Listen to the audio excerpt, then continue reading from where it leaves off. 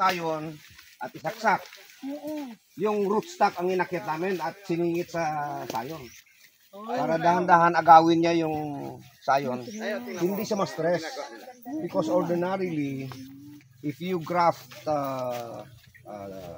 the sayon, i-defoliate mo siya, tanggalan mo ng dahon. And then, after 12 days, putulin mo, isaksak mo. Problema, mataas ang mortality. So ngayon, we came up with a system. Hindi amin to, tinuro na sa amin. Na ang survival namin is mga 95 to 98%. Simple lang, isisingit mo siya, hiwaan mo yung sayon, singit mo yung rootstock, dahan-dahan agawin niya. On the 30th day, hiwaan na ito. Hiwaan na yan para ang dependence niya will be more on the rootstock na. On the 45th day, putulin mo na siya, and then diretso na siya. Now, question, why are we concentrating on these few trees? Because these are the proven trees.